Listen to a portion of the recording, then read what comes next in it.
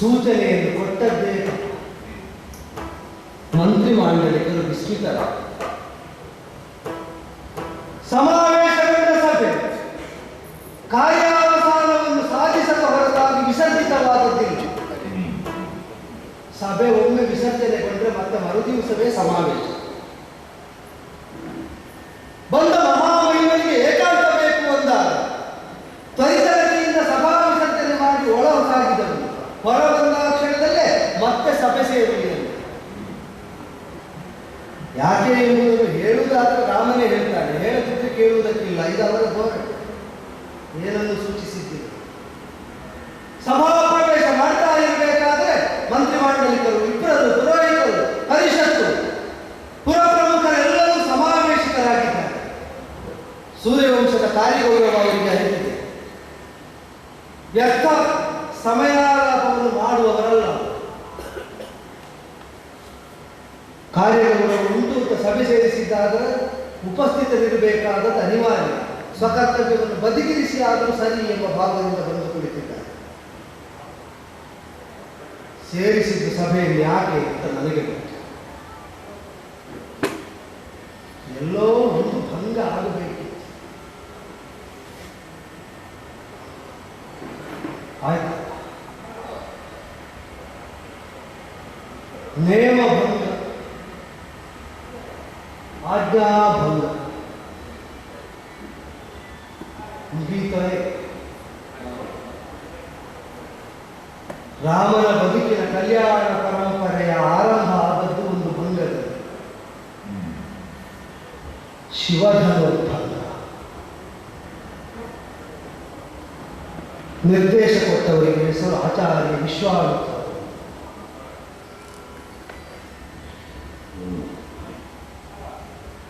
ಮುಗೀತ ಪಡೆದೆ. ರಾಮನ ಬದುಕಿನ ಕಲ್ಯಾಣ ಪರಂಪರೆಯ ಮುಕ್ತಾಯಕ್ಕಾಗಿ ಈ ಆಜ್ಞಾಭಂಗ. ಮುನೀಂದ್ರನನ್ನು ಮುಗಿಸುವಂತೆ ಅವರೇ ನಿರ್ದೇಶ ಕೊಟ್ಟದ್ದೋ ಇವ ಅತಿಕ್ರಮಿಸಿ ಒಳಗೆ ಬಂದದ್ದು. ಅಂತೂ ಇದೊಂದು ಸೂಚನೆ ಅಂತ ಸ್ಪಷ್ಟ.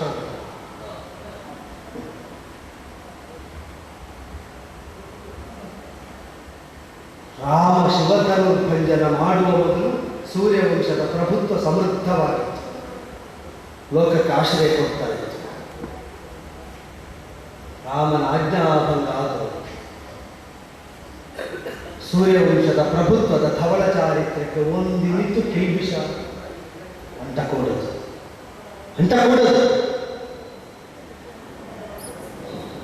ಆದರೆ ವೈಚಿತ್ರ್ಯ ಏನು? ರಾಮನ ಆಜ್ಞಾಭಂಗದ ಕಲ್ಮಶ ಸೂರ್ಯವಂಶದ ಪ್ರಭುತ್ವವನ್ನು ಅಂಟಕೂಡದು ಅಂತ ಈಗ ರಾಮ ಮಾತ್ರ ಗ್ರಹಿಸಿದ್ರೆ ಸಾಲದು. ಲಕ್ಷ್ಮಣನು ಅದಕ್ಕೆ ಪೂರಕವಾಗಿ ಒದಗಬೇಕು. ಹಾಗೆ ಅಂತ ಯೋಚನೆ ಮಾಡುವುದಕ್ಕೆ ಅಂತಃಪುರಕ್ಕೋ ಏಕಾಂತ ಮಂದಿರಕ್ಕೋ ಕರೆದು ವಿಚಾರಿಸುವ ವಿಷಯ ಅಲ್ಲ. ಇದು ಸಭಾ ಮಧ್ಯದಲ್ಲಿ ನಿರ್ಣಯ ಆಗಬೇಕಾಗ್ತದೆ. ನೋಡೋಣ. ವನವಾಸಕ್ಕೆ ನನ್ನನ್ನು ಅನುಸರಿಸಿ ಬರ್ತೇನೆ ಅಂತ ಲಕ್ಷ್ಮಣ ಹೊರಡುವಾಗ ತನ್ನ ಸತಿ ಊರ್ಮಿಳಾದೇವಿಯನ್ನು ಕಂಡು ಹೊರಟನೋ ಕಾಣದೆ ಹೊರಟು. ಆದರೆ ಮರಳಿದಾಗ ಅರಳಿದ ಅವಳ ಮುಖವನ್ನು ಕಂಡಾಗ ನನಗೆ ಗೊತ್ತಾಗುತ್ತೆ. ಊರ್ಮಿಳ ಮನೋಕ್ತಿ ಶಶಿಯೇ ಆಗಿ ಉಳಿದ ಲಕ್ಷ್ಮಣ ತನ್ನ ವಿಯೋಗದಿಂದ ಊರ್ಮಿಳೆಗೆ ವಿಷಾದವನ್ನೆಲ್ಲ ಕರುಣಿಸಿತು, ಸಂತೃಪ್ತಿಯ ಭಾವವನ್ನು. ಊರ್ಮಿಳೆಗಿಂತಲೂ ಮೊದಲು ಜೊತೆಯಾದವನಲ್ಲೂ ನಾನು. ಒಟ್ಟಿಗಿದ್ದರೂ ಬೇರೆ. ಏನಾದರೂ ವಿಷಾದ ಛಾಯೆ ಉಳಿಯದಂತೆ ವರ್ತಿಸಬೇಕು. ವರ್ತಿಸಬಲ್ಲ ಅಲ್ವಾ? ಬರಲಿ ದುರ್ವಾಸರನ್ನು ಬೀಳ್ಕೊಟ್ಟು ಬರಲಿ. ಬಂದ್ಯಾ? ನಿನ್ನ ಆಜ್ಞೆಯಂತೆ ದೂರ್ವಾಸಾತಿಥ್ಯವನ್ನು ಮುಗಿಸಿ ಸಂತೃಪ್ತಿಯಿಂದ ಉಂಡು ತೇಗಿದ ಧ್ವನಿ ಅಯೋಧ್ಯೆಗೆ ಕೇಳಿಸಿ ನಂತರವೇ ಸಿಂಹಾಸನದ ಎದುರು ತಲೆ ತಗ್ಗಿಸಿ ನಿಂತಿದ್ದಾನೆ ಲಕ್ಷ್ಮಣ. ಅಪ್ಪಣೆ ಆಗಬೇಕು. ಕರ್ತವ್ಯ ಮಾಡಿದ್ದಿ ಎಂಬುದರಿಂದ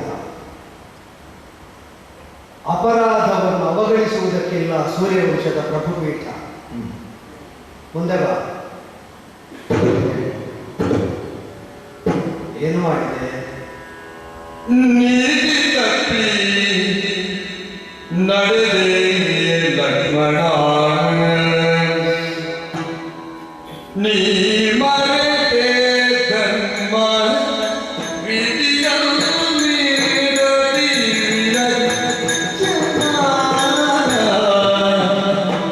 ಮಗನೇ.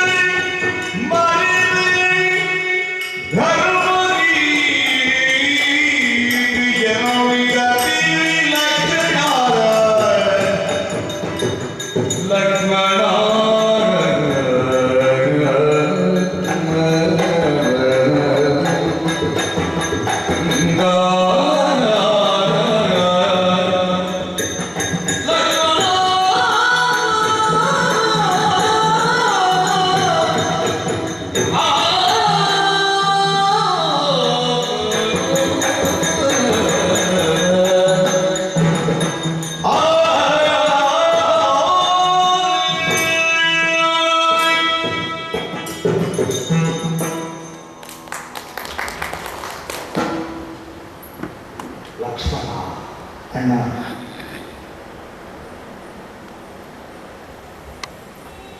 ಪ್ರಭುವಾದವನಿಗೆ ಒಂದರ್ಥದಲ್ಲಿ ಸಂಸಾರವೇ ಇಲ್ಲ, ಇನ್ನೊಂದರ್ಥದಲ್ಲಿ ಲೋಕವೇ ಸಂಸಾರ, ರಾಜ್ಯವೇ ಅವರ ಸಂಸಾರ. ಆದ್ದರಿಂದಲೇ ಅನುಸರಿಸುವಾಗ ಮಕ್ಕಳಂತೆ ಅವರನ್ನು ಕಾಣಬೇಕಾದ, ದಂಡಿಸುವಾಗ ನಿರ್ದಿಷ್ಟವಾಗಿ ನಿರ್ದುಷ್ಟವಾಗಿ ಕಠೋರವಾದ ನಿಲುವನ್ನು ತಳೆದೇ ವ್ಯವಹರಿಸಬೇಕಾಗ್ತದೆ. ಆದರೊಂದುಂಟು, ಮಕ್ಕಳಂತೆ ಕಂಡು ಪ್ರಜಾಕೋಟಿಯನ್ನು ಪರಿಪಾಲಿಸಿದ ಪ್ರಭುವಾದರೆ ಒಬ್ಬ ಸಾಮಾನ್ಯನನ್ನು ದಂಡಿಸುವಾಗಲೂ ನನ್ನ ಮಗ ಮಾಡಿದ ತಪ್ಪಿಗೆ ಶಿಕ್ಷೆ ಅನುಭವಿಸ್ತಾ ಇದ್ದಾರೆ ಎಂಬ ಭಾವ ಹೆತ್ತ ತಂದೆಗಾವ ನೋವನ್ನು ಕೊಡ್ತದೋ ಅದನ್ನು ಪ್ರಭುವಾಗಿ ನಾನು ಅನುಭವಿಸ್ತೇನೆ.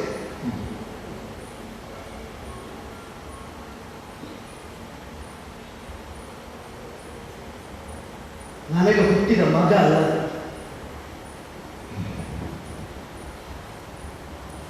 ನೀನು ನನ್ನನ್ನು ತಂದೆಯಂತೆ ಪರಿಪಾಲಿಸಿ ಅನುಸರಿಸುವುದಕ್ಕೆ ತೊಡಗಿದಾಗ ನಾನಿನ್ನೂ ಪ್ರಭುವಲ್ಲ. ಆದರೂ ನಾನು ತಪ್ಪಿ ದಂಡನೆ ಅನುಭವಿಸ್ತೇನೋ ಬಿಡ್ತೇನೋ ಬೇರೆ ವಿಷಯ. ನಾನು ತಪ್ಪಿದರೆ ನನಗಿಂತ ಹೆಚ್ಚು ನನಗಾಗಿ ನೋಯುವವನು ರಾಮ ಎಂಬುದಕ್ಕಾಗಿ ತಪ್ಪದೇ ಬದುಕಿದವನು. ನನಗೆ ಗೊತ್ತುಂಟು, ಸಾಕೇಟಕ್ಕೂ ಗೊತ್ತುಂಟು.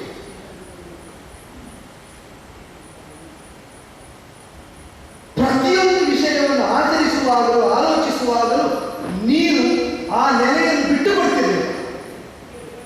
ನಾನು ತಪ್ಪಿದ್ರೆ ಅದರಿಂದ ನನಗೇನಾಗ್ತದೆ, ರಾಮನಿಗೆ ವ್ಯಕ್ತಿಯಾಗಿ ನಾನು ರಾಮ ಮಾತ್ರ, ಲಕ್ಷ್ಮಣಾಗ್ರಜನಾಗಿ ದಾಶರಥಿಯಾಗಿ ಮಾತ್ರ ವ್ಯವಹರಿಸುವ ಇದ್ದ ಕಾಲದಲ್ಲೇ ಇದು ನಿನ್ನ ಬದುಕಿನ ನೀತಿ ಅಂತಾದರೆ ರಾಮನ ರಾಜನಾದ ಮೇಲೆ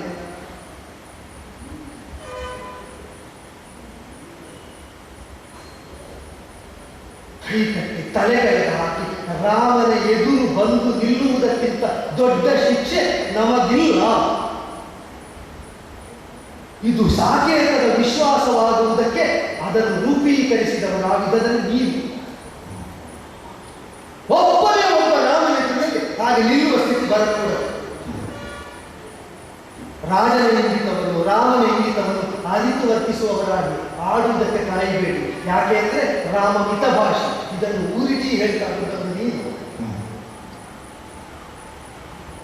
ರಾಮ ಮಿತಭಾಷೆ ಆದದ್ದು ಯಾಕೆ ಗೊತ್ತುಂಟು? ಮಾತು ಭಾರತದಿಂದ ರಾಮನಿಗೆ ಮಾತಾಡುವ ಅವಕಾಶವನ್ನು ಪ್ರಜಾಪತಿ ಅತ್ಯಂತ ಕಡಿಮೆ ಬಾರಿ ಕಲ್ಪಿಸಿಕೊಟ್ಟರೆ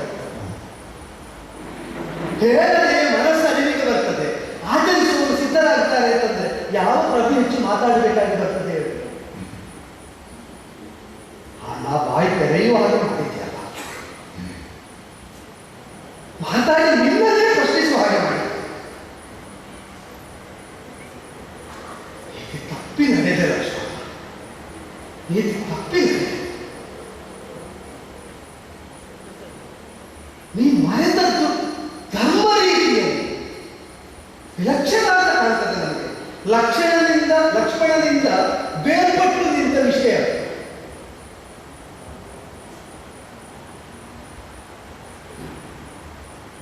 ಯಾವುದು ಧರ್ಮ? ಧರ್ಮ ರೀತಿಯನ್ನು ನೀ ತಪ್ಪು. ಅಪರಾಧಿ ಭಾವದಿಂದ ನನ್ನೊಡನೆ ಏಕಾಂತವನ್ನು ಅಪೇಕ್ಷಿಸಿದ ಧರ್ಮ ಪುರುಷರ ಜೊತೆ ಮುಂದೆ ನಾ ತಲೆ ತಗ್ಗಿಸಿದ.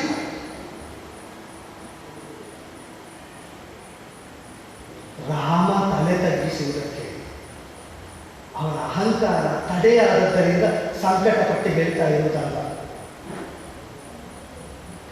ನಾ ತಲೆ ತಗ್ಗಿಸುವಂತಾಗುವುದಿಲ್ಲ ಎಂಬ ವಿಶ್ವಾಸದಲ್ಲಿ ನಿನ್ನನ್ನು ಕರೆದು ಆಯ್ಕೆ ಮಾಡಿದ್ದು. ಹೊರಗೆ ತಡೆಯಾಗಿ ನೀನು ನಾ ತಲೆ ಎತ್ತಿ ಹೊರ ಸರಿಯುತ್ತೇನೆ, ನಿನ್ನನ್ನು ನೋಡುವುದಕ್ಕೆ ತಲೆ ಎತ್ತಿ ಮುಂದೆ ಬರ್ತೇನೆ. ಯಾವಾಗ ಅಣ್ಣ ಒಳಗೆ ಬರ್ತಾ ಇದ್ದೇನೆ ಅಂತ ಹೇಳ್ತಾ ನೀ ಖ್ಯಾತರಾದಂತಹ ಅತ್ರಿಗರ ಜೊತೆಯಲ್ಲಿ ನಡೆತಂದೆಯೋ ನನ್ನ ತಲೆ ತಗ್ಗಿತ್ತು. ಯಾಕೆ? ತಲೆ ಎತ್ತಿ ಕುಳಿತ ರಾಮನನ್ನು ಕಂಡು ಸಾಕಾಗಿ ರಾಮ ತಲೆ ತಗ್ಗಿಸುವುದು ನೋಡುವುದಕ್ಕೆ ಆಗಬೇಕು ಅಂತ ಹಂಬಲ ಹುಟ್ಟಿಕೊನೆ.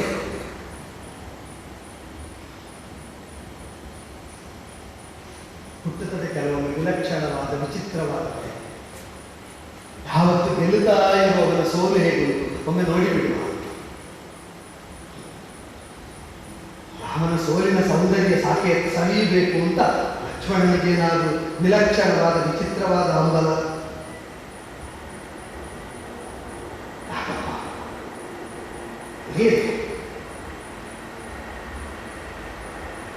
ಒಂದು ಸಮಾಧಾನ ಮಾಡಿಕೊಳ್ತೇವೆ. ಅದರ ಕಾರಣ ಏನು ಅಂತ ಗೊತ್ತಾಗಬೇಕು. ರಾಮ ಸೋತರು ಶತ್ರುಗಳಿಗೋ ಪದರಿಗೋ, ರಾಮ ಸೋತರು ರಾಮ ಸೋಲಿಸಲು ತನ್ನವರು ಸ್ವಜನರಿಂದ.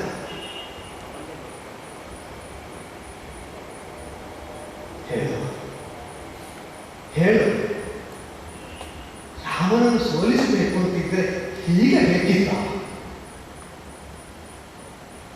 ಅಣ್ಣ ಈ ಸಲ ನಾನು ಗೆಲ್ತೇನೆ ಅಂತ ನಿನ್ನ ಮನದ ಬೇರೆ ಬೇರೆ ಏನಾದರೂ ಹೇಳಿದ್ರೆ ನಾನು ಸೋತು ನಿಂತು ಬಿಡ್ತಿದ್ದಲ್ಲ ನನ್ನ ಭಾಗದಲ್ಲಿ. ಪ್ರಭುವಿಗಳಲ್ಲಿ ಕುರಿತಾದ ಮಾಡಿದ ಆಜ್ಞೆ ಏನುಂಟು ಅದೇ ಕಾರಣದಿಂದ ನಾನು ತಲೆ ತಗ್ಗಿಸುವಂತಾಗಿ ಸೋತದ್ದರಿಂದ ಸೂರ್ಯವಂಶದ ಗರಿಮೆಗೆ ಚ್ಯುತಿ ಬಂತು ಅಂತ ಆಗುವಾಗ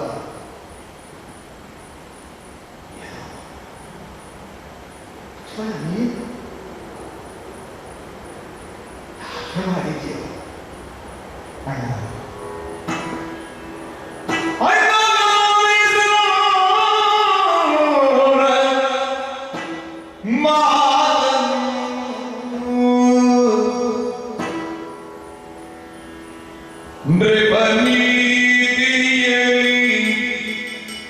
ಗಣ್ಯ ನೀನು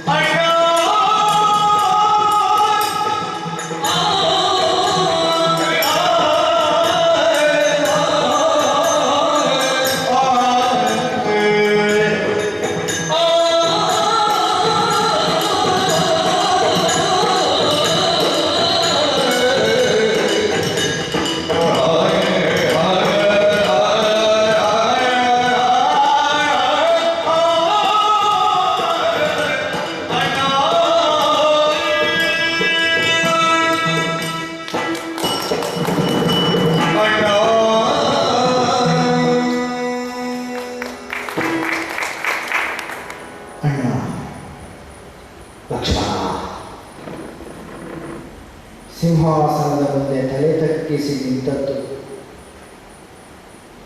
ದೃಢವಾಗಿ ನಿಲ್ಲುವುದಕ್ಕೆ ಬೇಕಾದ ಅಂತಃಸತ್ವವನ್ನು ಸದಾಕಾಲ ಲಕ್ಷ್ಮಣನ ಪಾಲಿಗೆ ನೀಡುತ್ತಿದ್ದ ರಾಮನ ಪಾದಗಳು ಸರಿಯಾಗಿ ಕಾಣಲಿ ಎಂಬ ಒಂದೇ ಭಾವದಿಂದ ಆ ಪಾದಗಳು ಲಕ್ಷ್ಮಣನ ಕಣ್ಣಿಗೆ ಕಾಣಿಸುತ್ತಲೇ ಇದೆ. ಲಕ್ಷ್ಮಣನ ಅಂತರಂಗದ ಸತ್ವವನ್ನು ಹೆಚ್ಚಿಸಿ ನಾಲಿಗೆಯಲ್ಲಿ ಮಾತಾಡುವ ಶಕ್ತಿಯನ್ನು ಇನ್ನೂ ಉಳಿಸಿದೆ ಎಂಬ ಭಾವವೇ ಈ ಸಭೆಯಲ್ಲಿ ನಿಂತು ಲಕ್ಷ್ಮಣ ಮಾತಾಡುತ್ತಿರುವುದಕ್ಕೆ ಕಾರಣ. ಈ ಸತ್ಯ, ಧರ್ಮ, ನ್ಯಾಯ, ನೀತಿಗಳೆಂಬ ಗುಣಗಳು ಮೂರ್ತ ಸ್ವರೂಪವನ್ನು ಪಡೆದರೆ ಅದಕ್ಕೆ ರಾಮ ಎಂದು ಹೆಸರು.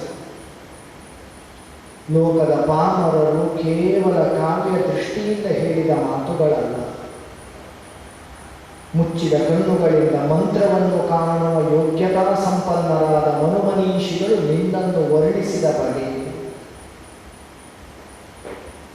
ಸತ್ಯವನ್ನು ನಾನು ಹುಡುಕುತ್ತೇನೆ ಅಂತ ಹೊರಟವನ ಕೈಗೆ ಸತ್ಯ ಸಿಗುತ್ತದೋ ಹೇಳು. ಸತ್ಯಕ್ಕೆ ಮನಸ್ಸಾಗಬೇಕಂತೆ. ತನ್ನನ್ನು ತಾನು ತೋರಿಸಿಕೊಳ್ಳಬೇಕಾದ ಯೋಗ್ಯತೆ ಇವನದ್ದು ಅಂತ ಸತ್ಯಕ್ಕೆ ಮನಸ್ಸಾದ ಕಾಲಕ್ಕೆ ಎಂದೋ ಕಾಲಕ್ಕೆ ಅದು ತನ್ನನ್ನು ತಾನು ಒಡೆದು ತೋರಿಸಿಕೊಳ್ತದಂತೆ. ಅಲ್ಲಿಯವರೆಗೆ ಪ್ರಯತ್ನ ಪಟ್ಟವನಿಗೆ ಅಷ್ಟೇ ಫಲ. ಈ ನೆಲೆಯಲ್ಲಿ ನಿಂತು ನಾನು ಆಲೋಚಿಸಿ ಹೇಳುವುದಿದ್ದರೆ, ನೀತಿ ತಪ್ಪಿ ನಡೆದೆ ಲಕ್ಷ್ಮಣ ಅಂತ ನೀನು ಆಡ್ತಾ ಇದೆಯಲ್ಲ ಅಣ್ಣ.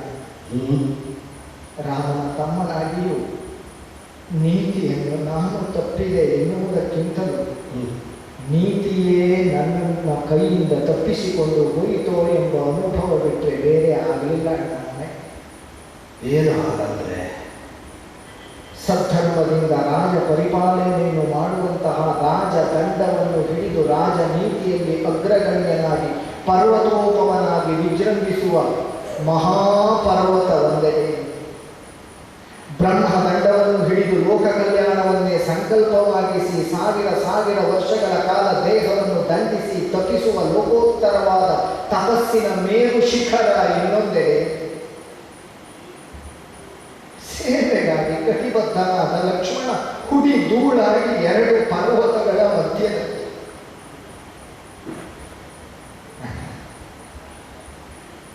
ನಿನ್ನ ಆಜ್ಞೆಯನ್ನು ನೆತ್ತಿಯಲ್ಲಿ ಹೊತ್ತು ದ್ವಾರದಲ್ಲಿ ನಿಂತ ಕಾಲಕ್ಕೆ ಗುಡುಗಿನ ಧ್ವನಿಯಿಂದ ಗುಡುಗುಡಿಸುತ್ತಾ ಬಂದ ದುರ್ವಾಸನಾಡಿದಂತಹ ಮಾತು. ಪುಂಡರೀಕಾಕ್ಷನಾದ ರಾಮನನ್ನು ಕಾಣಬೇಕು. ಘನ ರಹಸ್ಯದ ಕಾರ್ಯ ಭಾರದಲ್ಲಿರುವ ರಾಮ ಯಾರನ್ನೂ ಬಿಡಬಾರದೆಂಬ ಆಜ್ಞೆ ಮಾಡಿದ್ದರ ಕಾರಣ ಈಗ ಒಳ ಹೋಗುವುದಕ್ಕೆ ತಾವು ಒತ್ತಾಯಿಸಕೂಡದೆಂಬ ಹಾಗೆ ಪರಿಯಿಂದ ಪಾದದಲ್ಲಿ ಬಿದ್ದು ಬೇಡಿಕೊಂಡೆ. ಕಣ್ಣೀರಿಂದಲೇ ಪಾದವನ್ನು ತೊಳೆದೆ. ಮಾತಿನಿಂದ ನಿಯಂತ್ರಿಸುವ ಪ್ರಯತ್ನ ಪಟ್ಟೆ. ಇಲ್ಲ, ತ್ರಿಕಾಲಜ್ಞಾನಿಗಳೆಂದೆನಿಸಿಕೊಂಡವರು ಕುಳಿತಲ್ಲಿಂದಲೇ ಲೋಕದಲ್ಲಿ ನಡೆಯುತ್ತಿರುವ ವರ್ತಮಾನ ಏನು ಎನ್ನುವುದನ್ನು ಒಂದು ಕ್ಷಣದಲ್ಲಿ ಅರ್ಥೈಸಿಕೊಳ್ಳುವಂತಹ ದುರ್ವಾಸನಂತಹ ಮಹಾಮುನಿಗಳಿಗೆ ಅಯೋಧ್ಯೆಯ ಅಂತರಂಗ ಭವನದಲ್ಲಿ ರಾಮ ಘನ ರಹಸ್ಯದಲ್ಲಿ ತೊಡಗಿದ್ದಾನೆ ಎಂಬುದು ಅರ್ಥವೇ ಆಗದೆ ಹೋಯಿತಲ್ಲ. ಅವರಿಗೆ ಅರ್ಥ ಮಾಡಿಸುವ ಪ್ರಯತ್ನದಲ್ಲಿ ವಿಫಲನಾದ ಲಕ್ಷ್ಮಣ. ಒಳಗೆ ಬರುವುದಕ್ಕೆ ರಾಮಾಜ್ಞೆ, ಹೊರಗೆ ನಿಲ್ಲುವುದಕ್ಕೆ ದುರ್ವಾಸರ ಕೋಪ. ಏನು ಮಾಡಲಿ? ಲಕ್ಷ್ಮಣನಾಗಿ ಈ ಪ್ರಶ್ನೆಗೆ ಉತ್ತರವನ್ನು ಕಂಡುಕೊಳ್ಳುವಲ್ಲಿ ಸಾಮರ್ಥ್ಯ ಸಾಲದೆಂಬ ದೃಷ್ಟಿಯಿಂದ ಅಂತರಂಗದಲ್ಲಿ ಯೋಚಿಸಿದ್ವಂತೆ. ಮತಿಯಿಂದಲೂ ಮಾತಿನಿಂದಲೂ ಕೃತಿಯಿಂದಲೂ ರಾಮನನ್ನೇ ಅನುಸರಿಸಿದವನು ಲಕ್ಷ್ಮಣ ಹೌದಾದರೆ ರಾಮನ ಮಾತು, ರಾಮನ ಕೃತಿ, ರಾಮನ ಮತಿಯಂತೆ ನಡೆಯಬೇಕಾದದ್ದು ಧರ್ಮ ಹೌದಾದರೆ ಈ ಸನ್ನಿವೇಶದಲ್ಲಿ ರಾಮ ಹೊರಗಿದ್ದರೆ ಏನು ಮಾಡುತ್ತಿದ್ದ? ಇಷ್ಟು ಮಾತ್ರ ನಾನು ಯೋಚಿಸಿದ್ದು. ಲಕ್ಷ್ಮಣ ಏನು ಮಾಡಬೇಕು? ನಾನು ಯೋಚಿಸುವುದಕ್ಕೆ ಅಸಮರ್ಥನಾದದ್ದು ಹೌದಾ? ರಾಮ ಏನು ಮಾಡ್ತಿದ್ದ?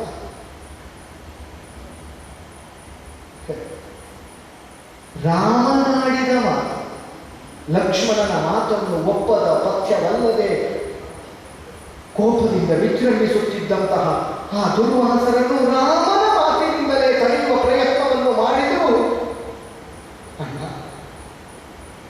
ಯಾವ ಋಷಿಗಳ ನಾಲಿಗೆಯಲ್ಲಿ ಮಂತ್ರಾಶೀರ್ವಾದ ಎಂಬುದು ಅಯೋಧ್ಯೆಯ ಕಲ್ಯಾಣವನ್ನು ಸಾಧಿಸುವುದಕ್ಕೆ ಬೇಕಾಗಿ ಮಂತ್ರಾಕ್ಷತೆಯಾಗಿ ಬೀಳಬೇಕಿತ್ತು, ವಸಿಷ್ಠರೋ, ವಿಶ್ವಾಮಿತ್ರರೋ, ವಾಮದೇವರೋ, ಜಾಬಾಲಿಗಳೋ, ಅಗಸ್ತ್ಯರೋ ಮುಂತಾದ ಮಹಾಮಹಿಮನ ಆಶೀರ್ವಚನದಿಂದ ಕಂಗೊಳಿಸುತ್ತಿರುವ ಭೂದೇವತೆಯ ಸಿರಿ ಸ್ವರ್ಗದಂತಿರುವಂತಹ ಈ ಅಯೋಧ್ಯೆಯ ಮಣ್ಣಿನಲ್ಲಿ ನಿಂತ ದುರ್ವಾಸನು ಮಂತ್ರಾಕ್ಷತೆಯನ್ನು ಕರದಲ್ಲಿ ತೆಗೆದುಕೊಳ್ಳುವ ಬದಲು ಶಾಪೋದಕವನ್ನೇ ತೆಗೆದು ಭೂವನೆಡೆಗೆ ನನ್ನನ್ನು ಕಳುಹಿಸುವಲ್ಲಿ ನೀನು ತಡೆಯಾಗಿ ನಿಂತೆ ಎಂತಾದರೆ, ಸಿಡಿದು ಶಾಪವನ್ನೇ ಕೊಡುವುದಕ್ಕೆ ಸಿದ್ಧವಾದೆ ಎಂತಾದರೆ, ತಡೆಯಾಗಿ ನಿಂತ ಲಕ್ಷ್ಮಣ ಸಹಿತವಾಗಿ ಅಯೋಧ್ಯ ಸಹಿತವಾಗಿ ಅಂತರಂಗದಲ್ಲಿ ದುರ್ವಾಸನನ್ನು ಕಾಣುವ ಮನಸ್ಸಿಲ್ಲದೆ ಕುಳಿತ ರಾಮ ಸಹಿತವಾದ ಸಂಪೂರ್ಣ ಅಯೋಧ್ಯೆಯನ್ನು ಸುಟ್ಟು ಬೆಟ್ಟವಾಗಿಸಿ ಒಟ್ಟಿಟ್ಟು ನಡೆಯುತ್ತೇವೆ ಅಂತ ಸಿಡಿದು ನಿಂತ ಕಾಲಕ್ಕೆ ನಡುಗಿ ಹೋದೆ. ಅಣ್ಣ ನಡುಗಿ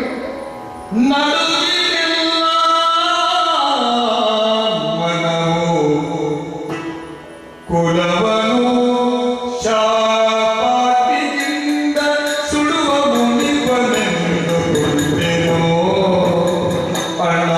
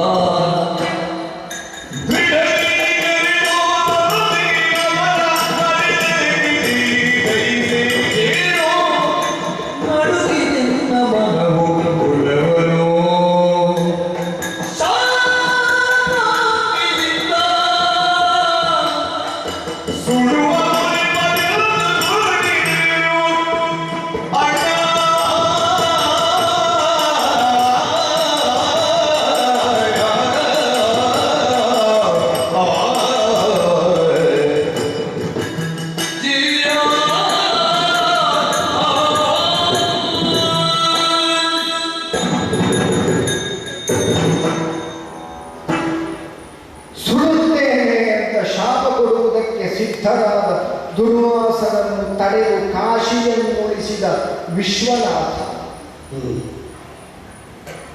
ಅಯೋಧ್ಯೆಯನ್ನು ಸುಡುತ್ತೇನೆ ಅಂತ ಕ್ರೋಧೋದ್ದೀಪಿತರಾಗಿ ಕಾಳುವರ್ಗದಂತೆ ಪೂತ್ಕರಿಸುವ ಕರಮಂಡಲವನ್ನು ಎತ್ತಿ ನಿಂತ ದುರ್ವಾಸರ ಕರವನ್ನು ತಡೆಯುವುದಕ್ಕೆ ನಾನು ಶಿವನಲ್ಲ. ಏನು ಮಾಡ್ತೇನೆ? ಏನು ಮಾಡಿದೆ? ಯಾವ ಅಯೋಧ್ಯೆಗಾಗಿ ಸಾವಿರ ಸಾವಿರ ಪ್ರಜೆಗಳಿಗಾಗಿ ತನ್ನ ಜೀವನದ ಸರ್ವಸ್ವವು ಮುಡಿಪು ಎಂಬ ವ್ರತ ದೀಕ್ಷಾಬದ್ಧನಾಗಿ ತನ್ನೆಲ್ಲ ಸುಖೋಪಭೋಗಗಳನ್ನು ಕಳೆದುಕೊಂಡಾದರೂ ಪ್ರಜಾಸುಖವನ್ನು ಮಾತ್ರ ಲಕ್ಷಿಸಿ ರಾಜ್ಯ ಭಾರವನ್ನು ಹೊತ್ತು ಆ ಪ್ರಜೆಗಳನ್ನು ಹಗುರಾಗಿಸಿ ಮಕ್ಕಳೋಪಾದಿಯಲ್ಲಿ ಪಾಲಿಸುತ್ತಾ ಬಂದ ಪ್ರಭುವಾದ ರಾಮನ ಪ್ರಪಂಚವನ್ನು ಒಬ್ಬ ಲಕ್ಷ್ಮಣ ದುರ್ವಾಸನಿಗೆ ತಡೆಯಾಗಿ ನಿಂತ ಎಂಬ ಕಾರಣಕ್ಕೆ ಬಲಿ ಕೊಡುವುದು. ಯಾವ ರಾಮ ಹುಟ್ಟಿದ ಮಾತ್ರದಿಂದ ಬಂಜೆಯರೆಲ್ಲ ತಾವು ತಾಯಂದಿರಾದವು ಎಂಬ ಸಂತೋಷದಿಂದ ಮರದ ಬೊಂಬೆಯನ್ನು ತೊಟ್ಟಿಲಲ್ಲಿಟ್ಟು ತೂಗಿದರಂತೆ ಅಯೋಧ್ಯೆಯ ಬಂಜೆ. ಯಾವ ರಾಮ ಕಾಡಿಗೆ ಹೊರಟು ನಿಂತ ಅಂತಾದ್ರೆ ರಾಮನಿಂದ ಕಾಡೇ ನಮಗೆ ಅಯೋಧ್ಯೆ ಎಂಬ ಹಾಗೆ ಲಕ್ಷೋಪಲಕ್ಷ ಸಂಖ್ಯೆಯ ಪ್ರಜಾವರ್ಗವೆಲ್ಲ ರಾಮನನ್ನು ಅನುಸರಿಸುತ್ತಾ ಬಂದದ್ದನ್ನು ಕಣ್ಣಾರೆ ಕಂಡ ಕಣ್ಣಲ್ಲಿ ಉಸಿರಲ್ಲಿ ರಾಮ, ಹಸಿರಲ್ಲಿ ರಾಮ, ಹರಿಯುವ ನೀರಿನ ಜುಳು ಶಬ್ದದಲ್ಲಿ ಕೇಳುವುದು ರಾಮ, ಉರಿಯುವ ಬೆಂಕಿಯ ಚಟಪಟ ಸತ್ತಿನಲ್ಲಿ ನಮ್ಮ ಅಯೋಧ್ಯೆ ಕೇಳುವುದು ರಾಮನಾಮವನ್ನು. ರಾಮನಿಲ್ಲದೆ ಬದುಕಿಲ್ಲ ಎನ್ನುವ ಹಾಗೆ ತಮ್ಮ ಬದುಕನ್ನು ರಾಮನ ಸುಭದ್ರತೆಯಲ್ಲಿ ಭದ್ರ ಅಂತ ತಿಳಿ ತುಂಬಿದ ಪ್ರಜಾ ಪರಿವಾರವೆಲ್ಲ ಸುಟ್ಟು ಹೆಣದ ರಾಶಿಯಾಗಿ ನಿಂತ ಅಯೋಧ್ಯೆಗೆ ಅಣ್ಣನನ್ನು ಪ್ರಭುವಾಗಿ ಕಾಣುವ ತಮ್ಮನಾಗಬೇಕಿತ್ತೋ ಹೇಳುವಲ್ಲ.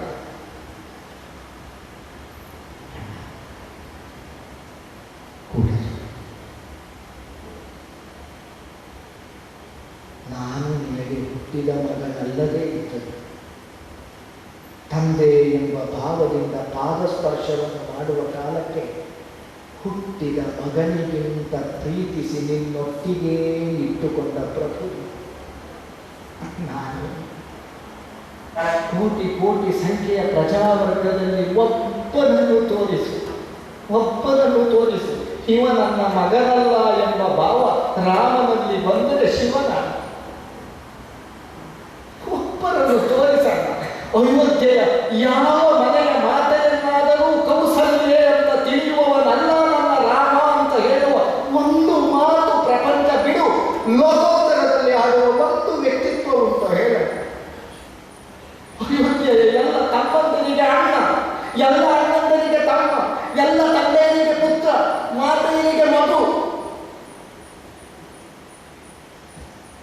ಈ ಸ್ಥಾನದಲ್ಲಿ ರಾಮನನ್ನು ಕಂಡು ಆನಂದಿಸುವ ಅಯೋಧ್ಯೆಯನ್ನು ಭಸ್ಮದ ರಾಶಿಯನ್ನಾಗಿಸಿ ನಾನು ದುರ್ವಾಸನನ್ನು ತಡೆದು ನಿಂತಿದ್ದರೆ ನನ್ನ ಅಣ್ಣ ಹೊರಬಂದು ತಲೆ ಎತ್ತಿ ನನ್ನನ್ನು ನೋಡ್ತಿದ್ನೋ ಅಣ್ಣ.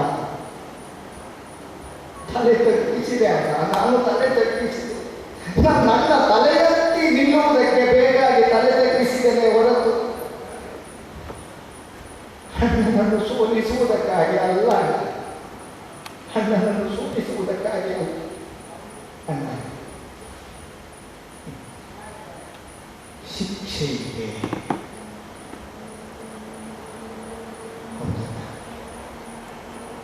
ರಾಮನ ಆಜ್ಞೆಯನ್ನು ಉಲ್ಲಂಘಿಸಿದ ಎಂಬ ಮಾತೆ ನಿಜವಾದ ಶಿಕ್ಷೆ. ಅದಕ್ಕಿಂತ ದೊಡ್ಡ ಶಿಕ್ಷೆ ಯಾವುದು ಇರುವುದಕ್ಕೂ ಸಾಧ್ಯವೇ ಇಲ್ಲ. ಲಕ್ಷ್ಮಣನ ಬದುಕಿನ ಯಾವುದಿಲ್ಲ.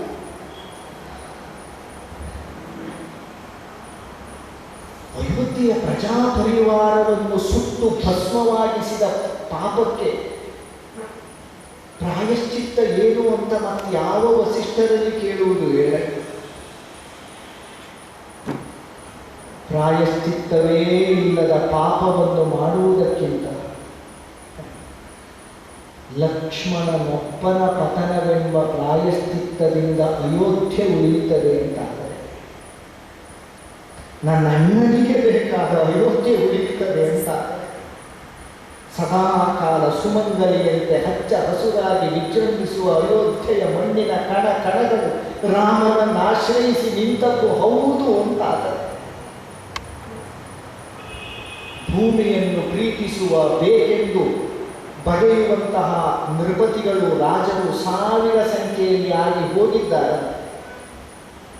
ಆದರೆ ಭೂಮಿಯೇ ತನಗೆ ಪತಿಯಾಗಬೇಕಾದವನು ರಾಮ ಅಂತ ಬಯಸಿದ್ದಿದ್ರೆ ನಿನ್ನನ್ನು ಮಾತ್ರ ಹೇಳ. ಆ ಭೂಮಿಯನ್ನು ಪಂಜೆಯಾಗಿಸಿ ಈ ಮಗನೋ ತಮ್ಮನೋ ಸೇವಕನೋ ಉಳಿಯಬೇಕಿತ್ತು ಹೇಳ.